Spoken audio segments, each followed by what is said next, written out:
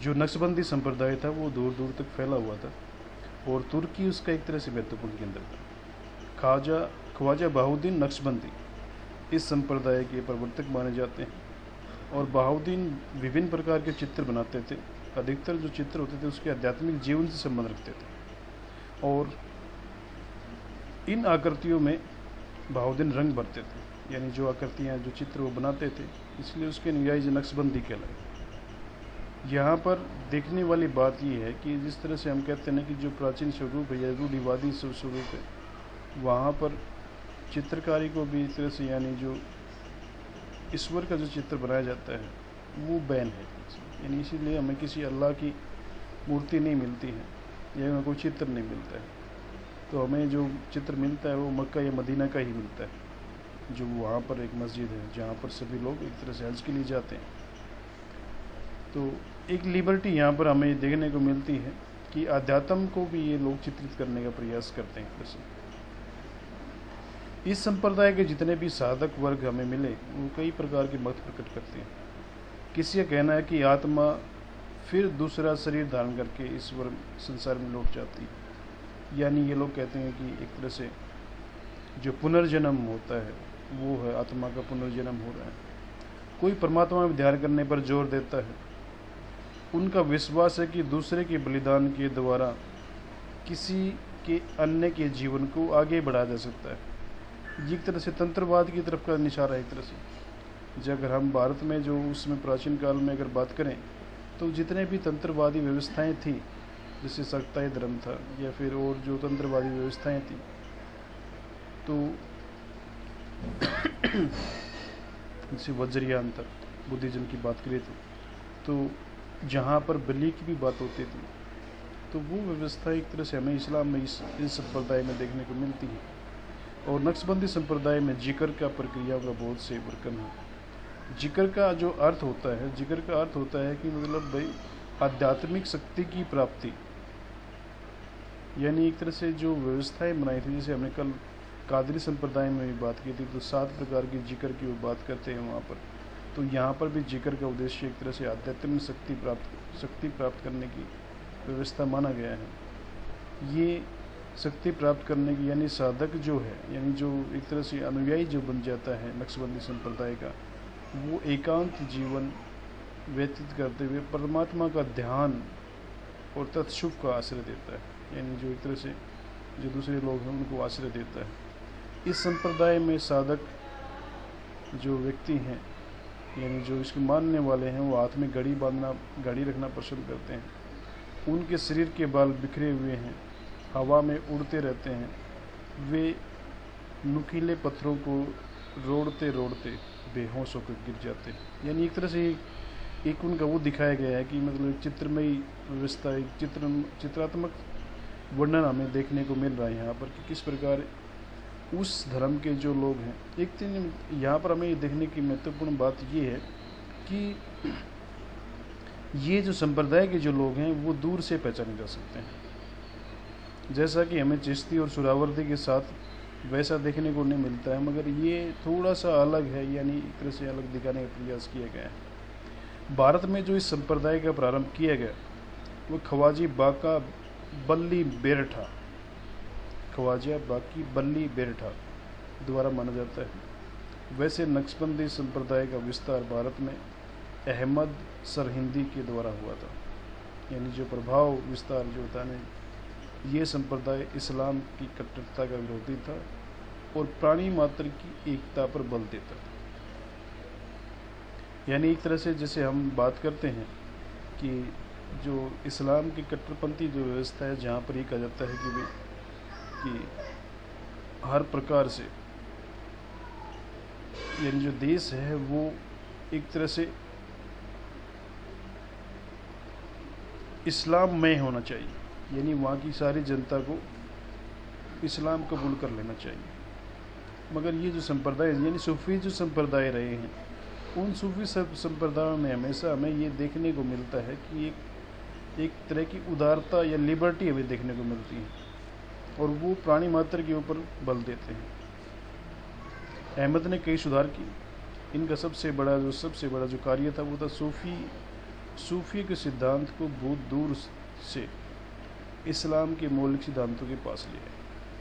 यानी जैसे सूफी जो आंदोलन था जैसे शुरू हुआ था, एक तरह से उदारता का स्वरूप उसमें हमें देखने को मिलता है, रहस्यवाद देखने को मिलता है, और रहस्यवाद और इस्लाम दोनों अलग अलग इकाइयाँ मानी जाती हैं, क्योंकि जो ईश्वर की जो भक्ति है, जो अल्लाह की भक्ति है, इस्लाम के अनुसार जो मौलिक इस्लाम है, वो कभी भी रहस्यवादी व्यवस्था नहीं है। उसमें एक स्पष्ट संबंध है भगवान यानी अल्लाह, पैगंबर, खलीफा और एक मुस्लिम व्यक्ति के बीच में, मगर उनमें मतलब वो कोई रिलेशन वाली वो बात हमें दिखाई नहीं पड़ती है, जैसे कि इस्लाम या सूफी आंदोलन में दिखाई पड़ती है, जहाँ पर प्रेमी प्रेमिका का संबंध भी वो लोग बनाते हैं, पिता पुत्री का संबंध बनाते हैं, अनेक प्रकार के संबंध हमें वो देखने को मिलते हैं। यानी वहाँ पर रहस्यवाद अलग दिखाई पड़ता है, यानी वो लोग उस चीज़ को, उस भगवान की महसूस करते हैं, ये कल्पना करते हैं, जैसा भी व्यवस्थित देखने पड़ता है। तो ये उसके विपरीत, यानी जो इस्लाम का जो मौलिक स्वरूप था उसके नज़दीक लेके आते हैं सूफी आंदोलन को। धर्म में जो नई नई बातें दाखिल हो गई थी उनको हटाते हैं, और सूफियों की जो उदारता को वहीं तक सहन करने को तैयार थे जहाँ तक कुरान और सुन्नत से वो दूर ना हो। ये बड़ी महत्वपूर्ण बात है। कहने के लिए दिखाई पड़ता है कि ये जो आंदोलन था, ये जो एक तरह से जो इस्लाम की जो मौलिकता थी, या फिर एक तरह से इस्लाम के पास जो वापस लेके आए हैं, हालांकि जो ओरिजिनल इस्लाम था वो समय के साथ उसका स्वरूप बिगड़ता है। यही तो कारण है कि भारत में भी वहाबी आंदोलन चला, उधर से भी अरब में भी वहाबी आंदोलन चलता है।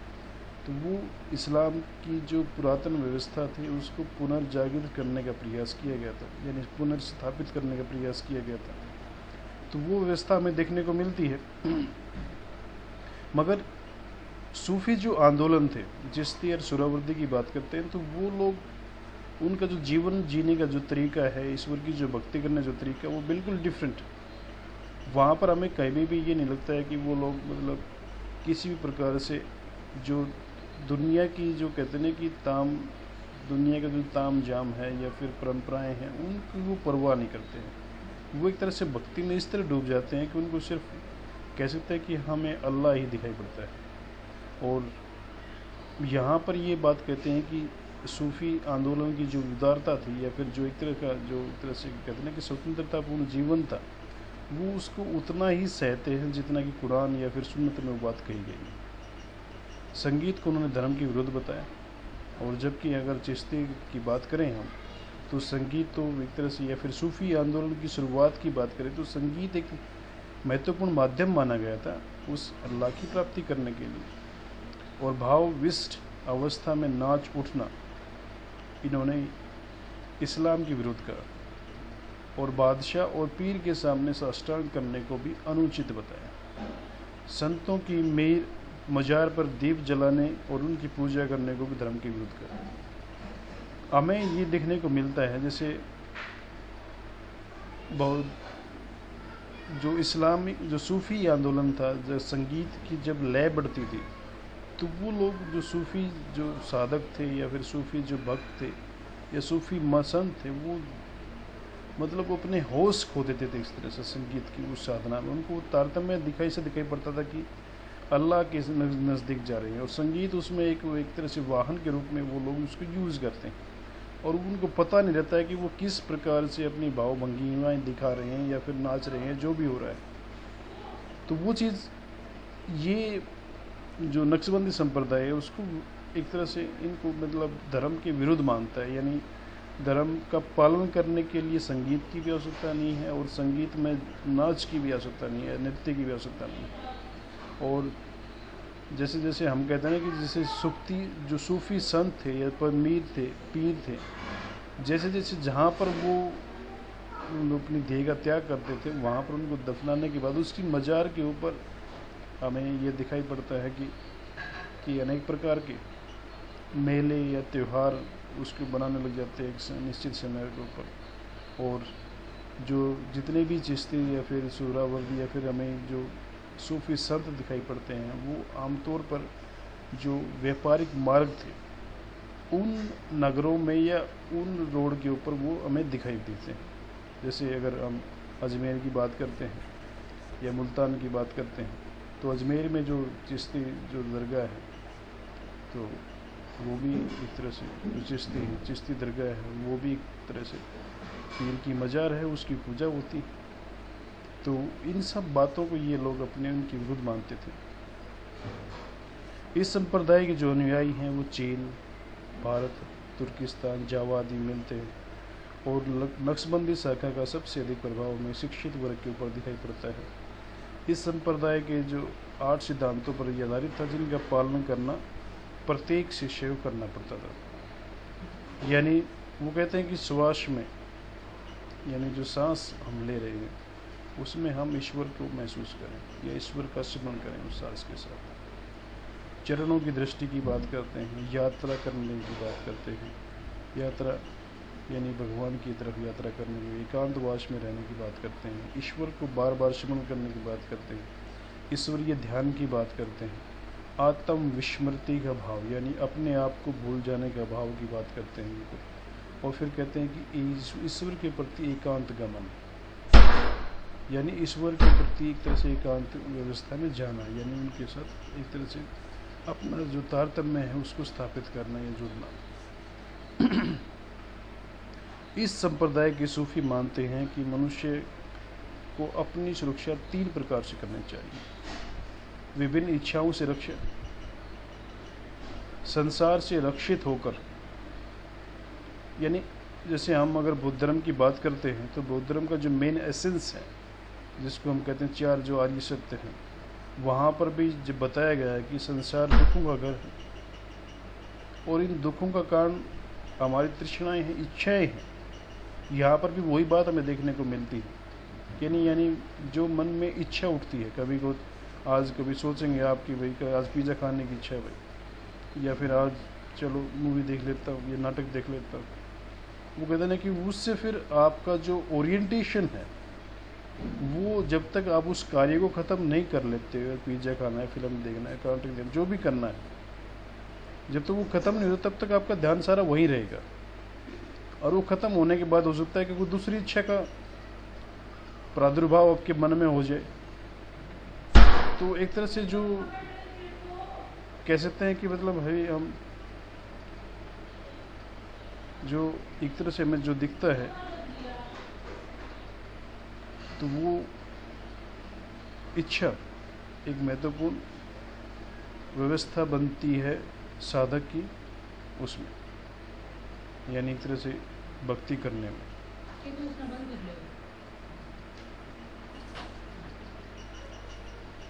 संसार से रक्षित होगी, यानी इच्छाओं पर अगर आप रक्षा कर लेते हो, इच्छाओं पर आप काबू पा लेते हैं, तो फिर ईश्वर की ओर एकाग्र होना, यानी ईश्वर की भक्ति करना। और फिर दूसरी बात आती है, तीसरी बात आती है कि हृदय की जो अशुद्धता है, यानी किसी भी प्रकार से अशुद्धि है हृदय के अंदर, यानी आपके मन में ऐसे विकार आते हैं, हृदय में ऐसे विकार आते हैं, तो उनसे भी आदमी अगर सुरक्षा कर लेता है, तो उनसे भी कंट्रोल कर लेता है, तो फिर एक तरह से हमें ये दिखाई पड़ता है।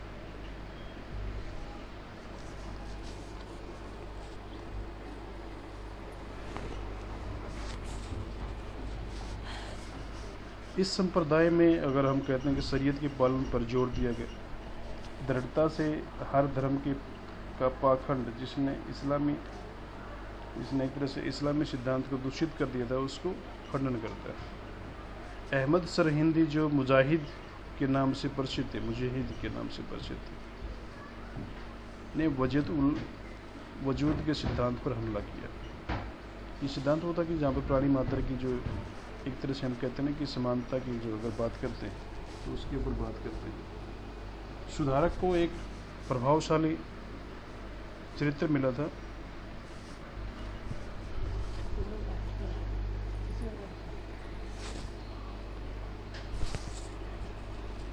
और जो अपने शिष्यों व अनुयायी के बीच उसने जो प्रचार किया था कि ईश्वर को जिसने संसार की रचना की, उसकी सृष्टि रचना के स्वरूप में नहीं दिख सकती।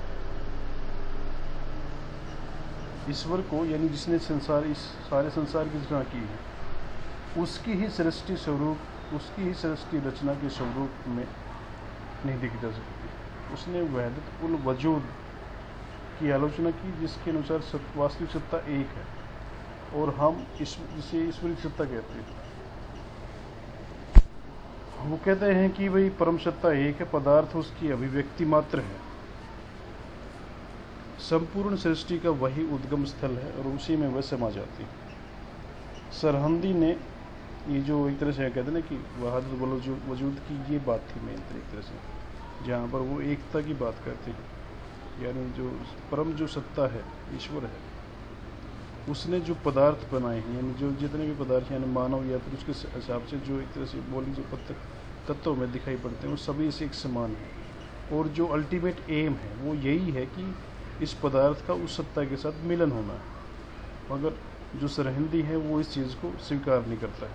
वो कहते हैं कि उन्होंने एक नया सिद्धांत दिया उसकी जगह पर। वो कहते हैं कि वहादत उल वजूद के स्थान पर सुहूद, वहादत उल सुहूद की बात वो करते हैं, जिसके अनुसार परमात्मा इतना महान है कि उसके सामने सृष्टि के पदार्थ नहीं के बराबर है। सृष्टि के संपूर्ण पदार्थ उसकी पूर्णता के कारण है। सृष्टि बर्फ के समान है और तेज स्वरूप ईश्वर जल के समान। जो बर्फ का मूल है, उसी जमी ही वस्तु के नामकरण बर्फ हुआ है, पर जल ही उसका वास्तविक नाम है। उसके विचार अनुसार वहादत उल वजूद एक बाहरी नहीं बल्कि आत्मिक अनुभव है। जबकि जो चिश्ती संप्रदाय थे और जो संप्रदाय थे वो ये कहते हैं कि जो वहादत उल वजूद है वो बाहरी स्वरूप है। ये कहता है कि मन में आप ऐसा कर सकते हो, मगर अगर दृष्टिया अगर देखा जाए तो जो सत्ता है उसके सामने जो बर्फ़, यानी एक तरह से इन्होंने उदाहरण देकर समझाया उस चीज़ को कि भाई जो ईश्वर है वो जल के समान है, उसकी क्वांटिटी बहुत ज़्यादा है और वहीं से मतलब आदमी बने हैं या सत्ता पदार्थ बने हैं, तो वो एक तरह से बर्फ़ के समान है। वो वैसा नहीं है जैसा बर्फ़ है, जल है। तो यहाँ पर एक तरह से हमें दिखाई पड़ता है कि कुछ वैसा स्वरूप दिखाई, या वहाँ पर ये था कि भाई सारे बराबर हैं, यानी ईश्वर भी बराबर, शिव पदार्थ भी बराबर है, एक सत्ता की समानता की बात करते हैं। यहाँ पर मतलब स्वरूप अलग अलग दिखाई पड़ता है।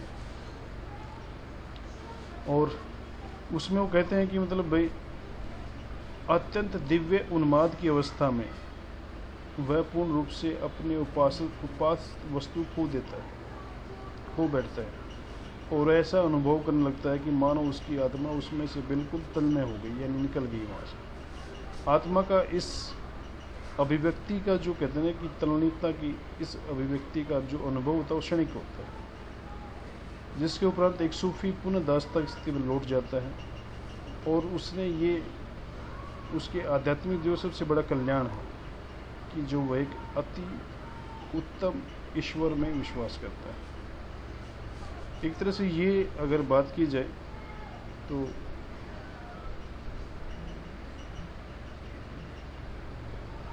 यानी अगर हम ये बात करें, इस्लाम का जो मूल विचार इन्होंने बताया कि वहादत उल वजूद की बजाय वहादत उल सुहूद की बात ये लोग करते हैं, ईश्वर से बराबरी की बात नहीं करते हैं। जिस तरह से अगर जो बाकी जो संप्रदाय रहे हैं वहाँ पर एक तरह से वो ईश्वर में मिलन का भाव रखते हैं, बराबरी का भाव रखते हैं एक तरह से कि वो, क्योंकि जब प्रेमी और प्रेमिका की बात होती है तो वो एक तरह से बराबरी वाली बात होती है। मगर यहाँ पर ईश्वर को, यानी ये लोग उस तरीके ईश्वर को इतना महान बता रहे हैं, यानी इस अल्लाह को इतना महान बताया जा रहा है कि वो उसके सामने व्यक्ति मात्र का जो कहते हैं अस्तित्व कामयाब नहीं हो सकता है, या फिर हम ये कह सकते हैं कि मतलब भाई वो अस्तित्व दिखाई नहीं देगा, या फिर उसके अस्तित्व के सामने गौण है एक तरह से। हालांकि अल्लाह ने ही सभी को बनाया है, मगर उसके बावजूद भी जब प्राप्ति की बात आएगी, हालांकि कुछ समय के लिए उसको प्राप्त हो सकते हैं, यानी एक तरह से आत्मीयता का भाव आ सकता है, जब जहाँ पर ये इंटरनली कहते हैं कि आंतरिक जो वहादत उल वजूद की बात है वो आंतरिक क्षण है, यानी जब ईश्वर से मिलन की जो बात आती है तो वो आंतरिक क्षण है। और वो कुछ देर के लिए होता है। उसके बाद दोबारा से जब वो क्षण ख़त्म हो जाएगा तो जो सूफ़ी है वो अपने उस दास्ता में आ जाएगा, यानी वो अपने अल्लाह की दास्ता में आ जाएगा, उस अल्लाह के पीछे वो उसके नियमों अनुसार चलता रहेगा। तो ये कुछ बातें थी आज नक्शबंदी सिलसिले की। कुछ और बातें हैं जो हम कल करेंगे। इसमें कोई ऐसी चीज़ हो जो आपको समझ में नहीं आई हो तो उसके ऊपर हम डिस्कस कर सकते हैं। बताओ भाई, सूरजमुखी, अमन, ये और तेरी प्रिया, कौशिक।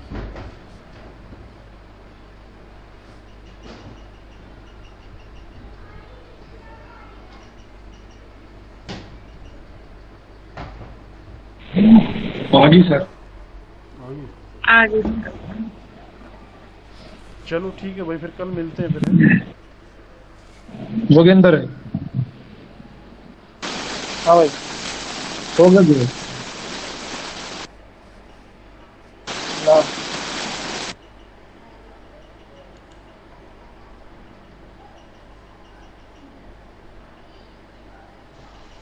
ठीक है ठीक है। सर। चलो ठीक है।